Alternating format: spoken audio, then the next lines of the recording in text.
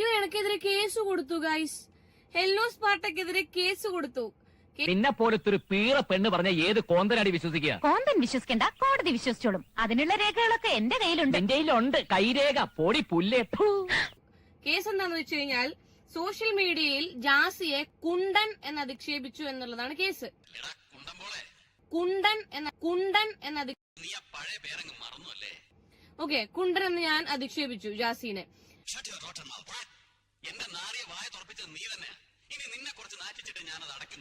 ഞങ്ങളുടെ നാട്ടില് നമ്മുടെ നാട്ടിലല്ല, ഗൂഗിളിൽ തന്നെ വിക്കിപീഡിയയിൽ ഞാൻ നോക്കിയ സമയത്ത് പിന്നെ കുണ്ടന്റെ അർത്ഥം ഞാൻ ഇവിടെ കൊടുക്കാം.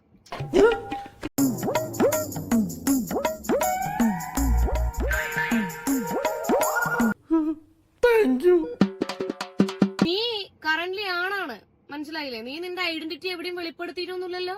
ഇത് ആണാണോ പെണ്ണാണോ എന്നാണ്. എന്റെ ഓറിയന്റേഷൻ സ്പെഷ്യൽ ആണെന്ന് ഞാൻ പറഞ്ഞിട്ടില്ല. ഞാൻ സ്പെഷ്യൽ ആണെന്നാണ് പറഞ്ഞിട്ടുള്ളത്.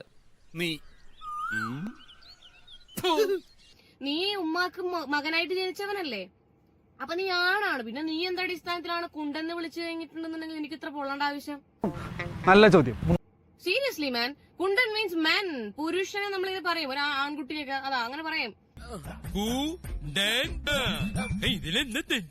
പിന്നെ ഗേ ആയിട്ടുള്ള ആൾക്കാരെ, നീ ഗേ ആണ് എന്ന് ഓൾറെഡി സമ്മതിച്ചിട്ടുള്ള ആളാണ് നീയും ആഷിയും. അതിന്റെ ക്ലിപ്സ് ഒക്കെ ഞാൻ ഇവിടെ വെക്കാം. പിന്നെ ഗേ ആയിട്ടുള്ള ആൾക്കാരെ നാട്ടിൽ കുണ്ടൻ എന്ന് പറയും മലയാളത്തിൽ. അതിന് താൻ ശോഭിച്ചിട്ട് കാര്യമൊന്നുമില്ല. ഒരു ഐഡന്റിറ്റിയും ഇല്ലാത്ത, ആണുമല്ല നീ പെണ്ണുമല്ല നീ ഒന്നുമല്ല. ഞാൻ പറഞ്ഞില്ല, ഇതിന്റെ അവസാനം കണ്ടിട്ട് ഇനി ഞാനും അടങ്ങുള്ളൂ. ഇവനാണ് വന്നിരുന്ന് തുടക്കിയത്. ഇവൻ വായി തുറന്ന ഈ ചറ്റകളത്തരേ പറയുള്ളൂ.